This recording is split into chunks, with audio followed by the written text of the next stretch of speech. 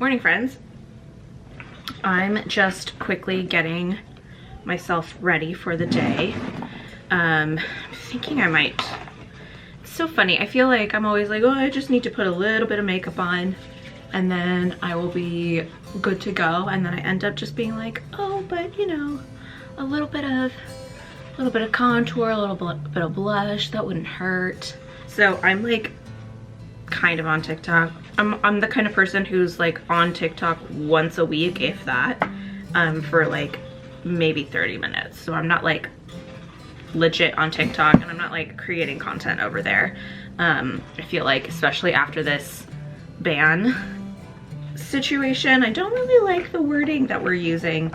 I don't like it, and so I don't know that it's just not a platform that I enjoy creating content for, if that makes sense. I prefer a long form. I prefer like a calm, slower conversation and pace. I don't like the like of TikTok. It stresses me out. But yeah, I am just getting myself ready, and I thought we could chat a little bit because I'm getting myself ready to go to the hardware store and pick up some paint samples.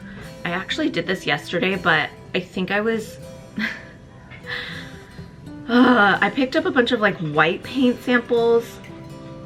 I don't really know why I did that, but I did, and I don't know. I'm not good at this stuff.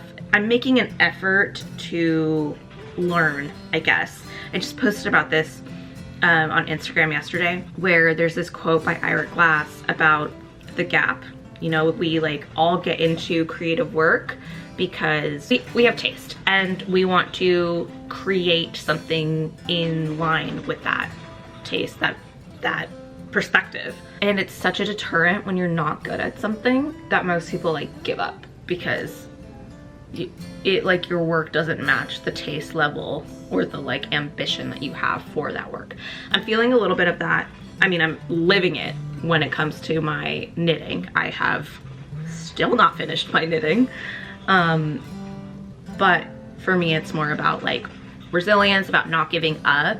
Something I didn't talk about in my caption is, but I've talked about it before a while ago, is that I grew up in a very perfectionist household. I think there's a difference between excellence and perfection. And unfortunately, in the way that I grew up, it was all about perfection. There was no middle ground. It was very all or nothing. It was very, anyway, we don't have to go into my childhood trauma right now, and that'll be for another time. Something that I've been working on really since becoming a mother is letting go of that perfectionism, letting go of that need and that fear that if it's not perfect, that I'm unworthy of love or that I'm unsafe. And like most of the time, that's just simply not true. I'm gonna toot my own horn for a quick bit. I'm really proud of myself for how I have grown in this respect. Something I say all the time, like a little thing that I had to remind myself of all the time, is like, nobody is grading you. Nobody's grading you. I mean, when like I was growing up, my dad was grading me, but I don't talk to my dad anymore, so nobody is grading me. And I mean, I guess like maybe there's someone on the internet who's grading me, but I don't know who they are. And ultimately, like, I can't live like that. I have lived under the thumb of perfectionism, and it's kept me from doing and going after so many things that I really felt passionate about and wanted to do. And I just can't, I don't have time. I can't do it anymore. I don't have the energy. I've got 3 kids and things are just not going to be perfect. They're not going to be ideal, which I think as an Enneagram 4, again, not to toot my own horn, I think as an Enneagram 4, to come to a place that's like, it's not gonna look ideal, it's not gonna feel ideal, it's not necessarily going to match the vision, because my vision for something is always grander than reality. And so I have to learn how to ground myself and adjust my expectations. Why was I saying all of that?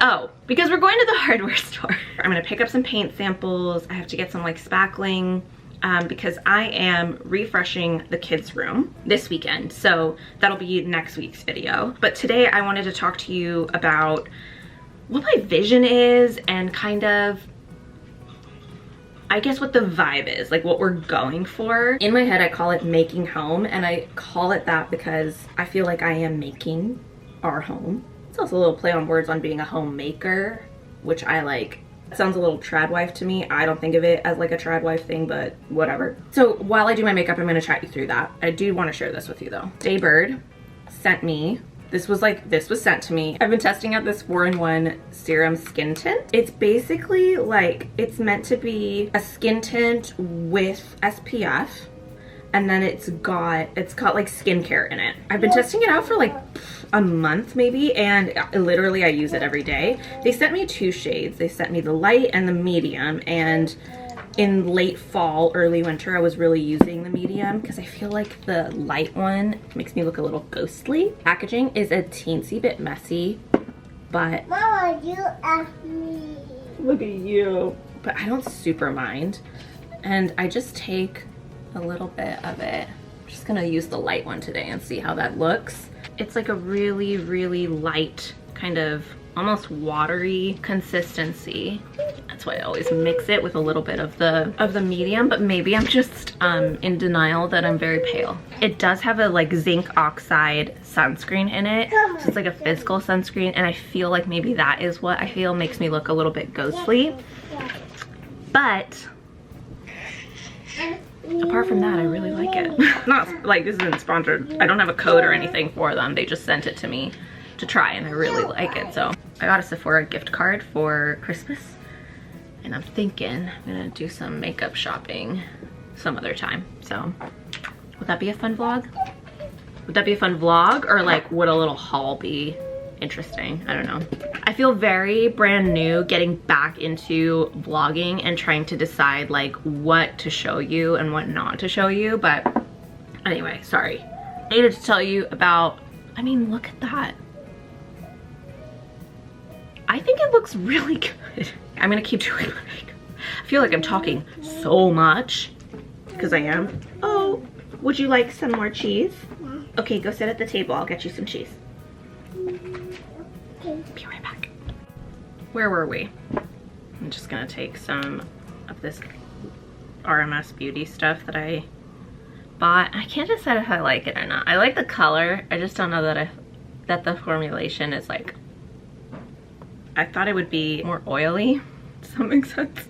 So let's chat about the kids' room. The situation right now is that my 2 oldest kids share the room, and our youngest is sleeping in our bed still. It's worked for us. It's fine. Like, we don't mind it. Our youngest is now 2, and she is weaned, and so we feel like this is probably a good time to move her, I guess move her out of our room is probably a better way to say it. So we are figuring out how to do that. Part of the plan, the long-term plan, is to get bunk beds and a trundle and have the 3 kids share a room for probably a year or 2. You know, God willing, we get to stay in this rental because we love it. I'm literally planning for us to be in this rental long-term. We're not like planning on leaving or moving. That's the long-term solution, is to get a bunk bed and a trundle, and that way the 3 of them can sleep in that room. However,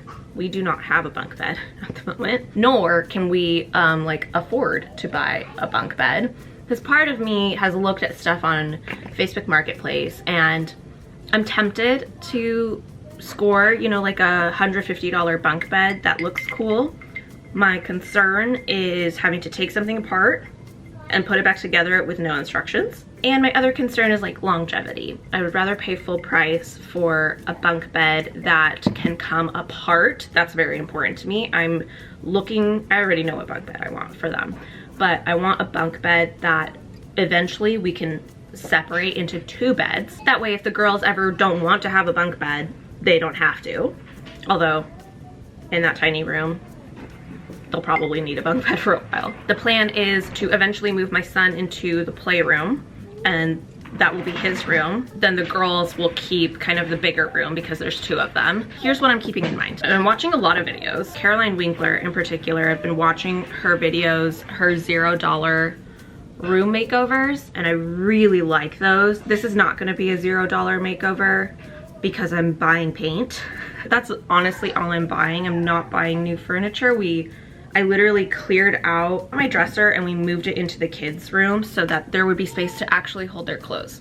And that has already made a huge difference, I think, in the function of the rooms. When she goes into a room makeover, she really relies on the functionality of the room. And so for the kids' room, the functionality of that room is obviously they're gonna sleep for half the night. It's where we read books together as a family every night, and it's where they get dressed. So that's where their clothes are stored. It's a tiny room. It's like an 11 by 10.5 room, like not very big at all. A tiny closet, like literally the width of the closet is like 29 inches, I think, if I remember correctly. It's very small, complicated because there's a door to come in, there's a door to go in and out of the bathroom, and then there's also a tiny little closet door behind the bedroom door, like the entrance door. And then the window is off center, which throws everything off for me because I love symmetry, but I can't have symmetry in that room. I'm gonna empty out the room this weekend. We've decided on a layout of L-shaped beds, and then I've got 2 dressers in there now, and we're going to rehang the bookshelves and use like vertical storage in there to hopefully corral the truly large collection of books that we have. That's the functionality part of it. And what I want to do aesthetically is, my kids love the beach. They are always talking about the beach and wanting to go to the beach. And so I'm really taking, it's not super coastal, but it is inspired by the beach. Today I'm gonna go buy some paint and hopefully test out some trim options.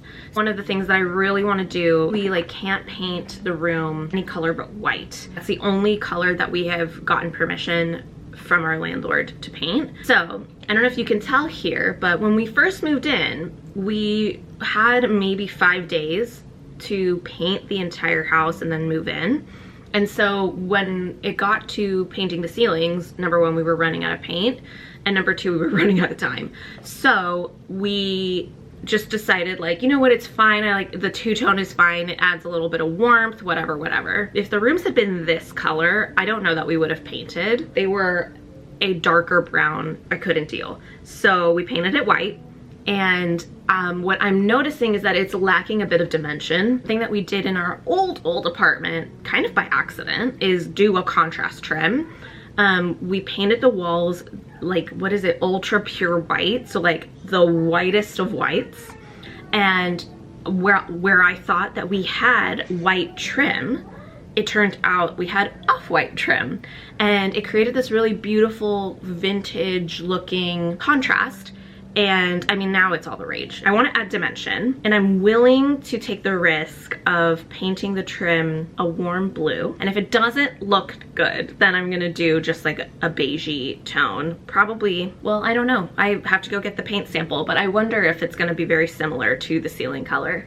But I'm gonna go in this weekend and I'm gonna paint the ceiling white and hopefully then paint the trim either beige or blue. And then next week, I'll show you the progress of painting the room. My makeup's done. I've been chatting for way too long, but let's go get some paint. Hi friend, I did not end this vlog. This isn't a vlog. I didn't end this video like at all. So this is me ending the video. Thanks for watching. Thanks for hanging out with me while I did my makeup and talked way too much. I will see you next week to show you the progress in the room. I'm very excited. Stick around, subscribe if you haven't already so that you can get notified when I upload. So, thanks guys.